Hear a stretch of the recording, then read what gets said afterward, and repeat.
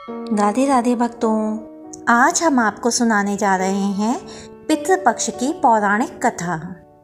लेकिन उससे पहले मेरी आपसे एक छोटी सी रिक्वेस्ट है, प्लीज़ हमारे चैनल को सब्सक्राइब कीजिए और वीडियो को लाइक कीजिए। तो कथा इस प्रकार है। जोगे तथा भोगे दो भाई थे, दोनों अलग अलग रहते थे। जोगे धनी था और भोगे निर्धन। दोनों में परस्पर बड़ा प्रेम था। जोगे की पत्नी को धन का बड़ा अभिमान था, लेकिन भोगे की पत्नी बड़ी सरल हृदय की थी।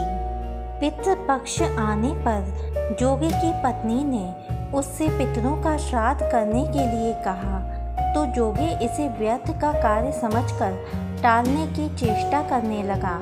किंतु उसकी पत्नी समझती थी कि यदि ऐसा नहीं करेंगे तो लोग बातें बनाएंगे। फिर उसे अपने मायके वालों को दावत पर बुलाने और अपनी शान दिखाने का यह उचित अवसर लगा। इसलिए वह बोली, आप शायद मेरी परेशानी की वजह से ऐसा कह रहे हैं, किंतु इसमें मुझे कोई परेशानी नहीं होगी। मैं भोगे की पत्नी को बुला लूँगी, दोनों मिलकर सारा काम कर लेंगी। फिर उसने जोगे को अपने पीहर न्योता देने के लिए भेज दिया।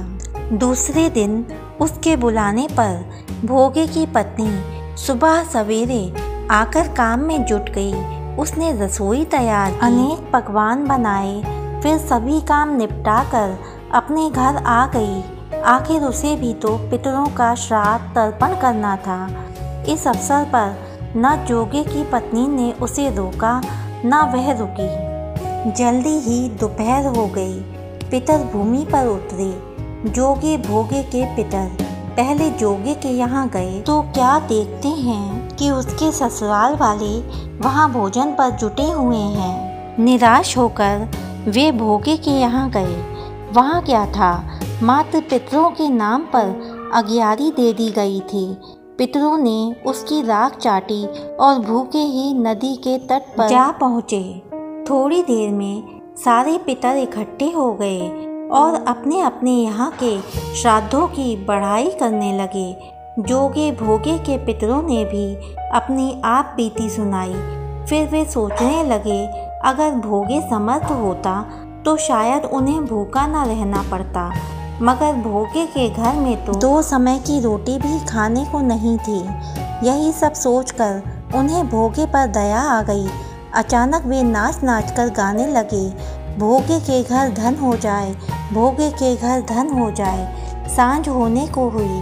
भोगे के बच्चों को कुछ भी खाने को नहीं मिला था। उन्होंने माँ से कहा, भूख लगी है। तभी उन्हें टालने की गरज से भोगे की पत्नी ने कहा, जाओ, आंगन में हौदी औंधी रखी है, उसे जाकर खोल लो और जो कुछ मिले बांट कर खा लेना। बच्चे वहाँ पहुँचे तो क्या देखते हैं कि हौदी मोहरों से भरी पड़ी है। वे दौड़े दौड़े माँ के पास पहुँचे और उसे सारी बातें बताईं। आंगन में आकर भोगे की पत्नी ने यह सब कुछ देखा तो वह भी हैरान रह गई। इस प्रकार भोगे भी धनी हो गया, मगर धन पाकर वह घमंडी नहीं हुआ। दूसरे साल का पितृपक्ष आया। श्राद्ध के दिन भोगे की स्त्री ने 56 प्रकार के व्यंजन बनाए।